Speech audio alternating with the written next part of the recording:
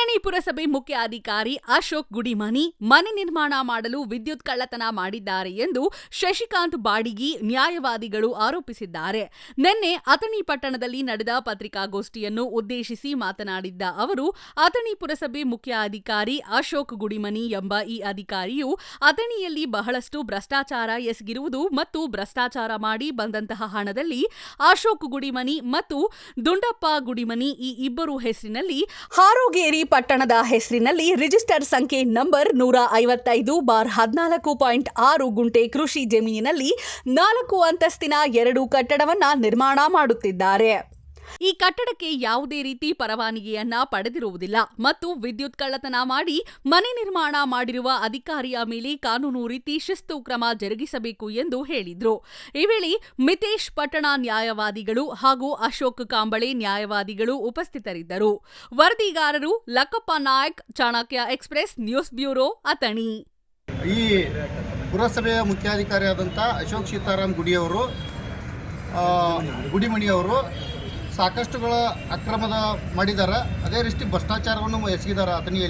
ಅಥಣಿಯಲ್ಲಿ ಕೆಲವೊಂದು ಭ್ರಷ್ಟಾಚಾರಗಳನ್ನು ಎಸಗಿದ್ದರ ಕುರಿತು ನಾನು ಸಾಕಷ್ಟು ಮಾಹಿತಿಯನ್ನು ಕಲೆ ಹಾಕಿದಾಗ ಕೆಲವೊಂದು ಭ್ರಷ್ಟಾಚಾರದ ರೂಪರೇಷ, ಅಥಣಿ ಭ್ರಷ್ಟಾಚಾರದ ಹಣ ಎಲ್ಲಿ ಹೋಗೈತಿ ಅನ್ನುವಂಥ ಒಂದು ವಿಚಾರವನ್ನು ಮಾಡ್ಲಿಕ್ಕಾಗಿ ಹಾರೋಗೇರಿ ಪಟ್ಟಣದೊಳಗೆ 155 ರಿಜಿಸ್ಟರ್ ನಂಬರ್ ಅದಾಗ ಅಶೋಕ್ ಗುಡಿಮನಿ ಮತ್ತು ಸೀತಾರಾಮ್ ಗುಡಿಮನಿ ಅಶೋಕ್ ಸೀತಾರಾಮ್ ಗುಡಿಮನಿ ಈತ ಮತ್ತು ದುಂಡಪ್ಪ ಸೀತಾರಾಮ್ ಗುಡಿಮನಿ ಅಂಥೇಳಿ ಒಂದು 6 ಗುಂಟೆ ಜಮೀನನ್ನು ಖರೀದಿ ಮಾಡ್ಯಾರ.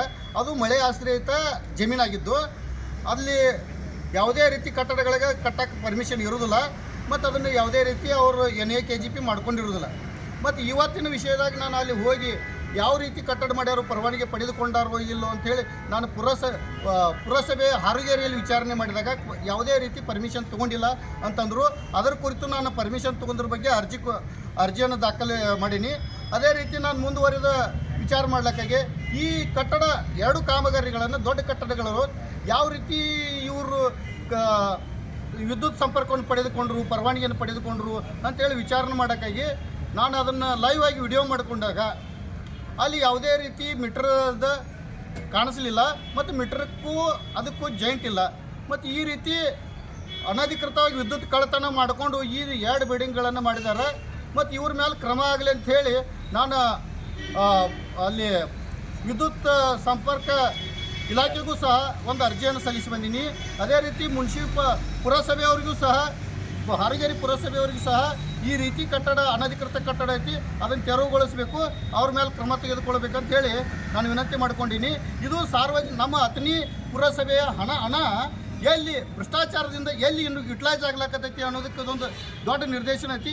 ಇದರ ಬಗ್ಗೆ ಖರೀದಿದಾಸ್ತುಗಳು, ಆ ಬಿಲ್ಡಿಂಗದ ಫೋಟೋಗಳು, ಅಲ್ಲಿ ಆದಂಥ ವಿದ್ಯುತ್ ಕಳ್ಳತನ ಮಾಡಿದಂಥ ಮೀಟರ್ ಇಲ್ಲದೆ ಇರುವಂತಹ ವಿಡಿಯೋಗಳು ನಾನು ಕಲೆಕ್ಟ್ ಮಾಡಿದ್ದೀನಿ. ಅದನ್ನು ತಮ್ಮ ಮೂಲಕ ಸಾರ್ವಜನಿಕ ತಿಳಿಪಡಿಸ್ತೀನಿ.